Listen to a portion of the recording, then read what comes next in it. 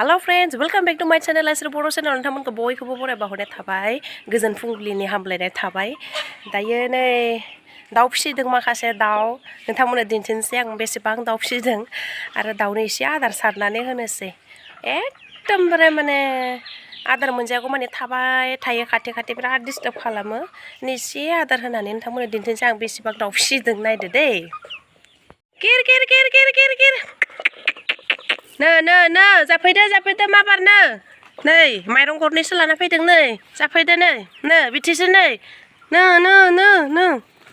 माबार देरदो माबार देरदो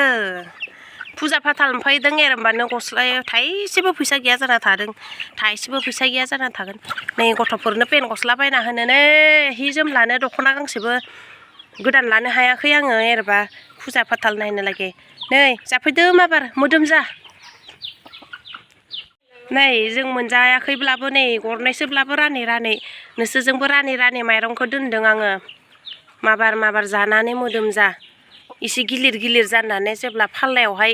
दागा फाल्लायाव जयो अब्लानिया एसे मोदोमा जयो आरो केजि 3 केजि 4 केजि इदि गाहाम जानाय होन जाना लानो जा नैबे गोसोमखौ आं जोलैनो दोनगोन बेखौ आरोबाव फिसा जाहोगोन नो जानो नांज्लाय खोमज्लायसै खेबलाय खेबसि खालामबाय थायो गावबा गावनि फिसाखौनो गैयाब्लाबो नै माइरंखौ इसेब्लाबो दोननानै नोंसोरजों रानै जादों जोंनिनो फिसा नोंसोरखौ जोंनो फिसिदों जोंहाबो थिगार दङ नोंसोरखौ फानना हरनायनि नो जाफैदो मैया मासे जाबाय मुला बिलाइजों गोथाव मोनजाबाय हरावहाय जानानै मुला बिलाइया गोरलै नालाय जा खुवाद जाखादों आयौ जा फै जाफै ओइ जाफै जाफै नो जाफैदो खेबला खेबसे खालामबाय थानाङा गासिबो बिब' बिनानाव जोबसै नोंसोरो मासे बिमानिनो नोंसोरो माखोथो खेबला खेबसे खालामबाय थानो नै एफा गोलैना दङ नै जादो माबार गावबा गाव खुगा दङ नागिर जा नै हायाव बेसे गोलैना दङ जा मा खेबबा खेबसे बेलाय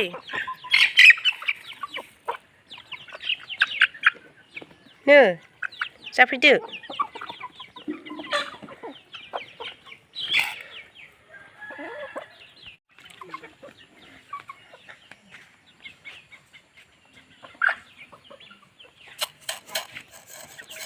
नो जा नो किर जा मोजां खालाराबो माबार जा दुर्गा फुजायाव पेन गस्ला बायना गाननांगोन गथ'फोरनि एसे दख'ना गांसे लानांगोन फुजा नायनो फुजानि जिलापि फिथा जानो लागि एसे फैसा ओंखारबायगोनदां नाहाबो बिमा फिसाफोरखौ फेदेरदो एकदमबारे खेसारथि लांनाङा दैफोरथि हाब्रु दैथि लांनाङा फिसाफोरा थैना बायो ओंखारनो हाया माया नै जाफैदो बिमा लोगो नोंथांमोन अमा बोरमा फिसिनो हायाब्लाबो दाउखौ फिसिथारहाय दाउ फिसिनानैब्लाबो फैसा मोनो एसे आल्लाबाय थानांगौ जायो खाथ'खौ खाना होनांगौ जायो रोङोना रोङा नोंथांमोना आंथ' हले रोंखायो खाथ'खौ खानायाव गोरोंखा दाउदै दैयोब्ला खाथ'खौ खाना होनांगौ जायोना एसे आल लानांगौ जायो बे बेमार फैयोब्ला थैयो सबानो बेमार जाखायो नङा होनब्ला मानसियाबो बेमार जायो अमायाबो जायो बोरमायाबो जायो गासैयाबो बेनिखायनो अमा बोरमाफोरखौ फिसिनो आदार होनो हायाब्लाबो दाउफोरखौ फिसिनानै ला जोंहा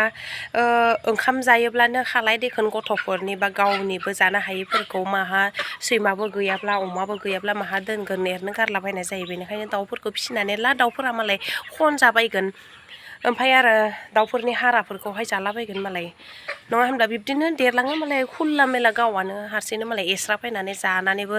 देरलाबायो बेनिखायनो दाउफोरखौबो फिसिनांगौ ना मा होनो लोगो नोंथांमोन दिनैनि भिडिअखौ एसेयावनो दोनथ'नाय जाबाय नोंथांमोना आंनि बे भिडिअजों इन्ट्रेस्ट मोनदोंब्ला अननानै आंनि भिडिअखौ लाइक साबस्क्राइब खालामनो दाबाव थेंक इउ भेरि माच गोजोन्थों।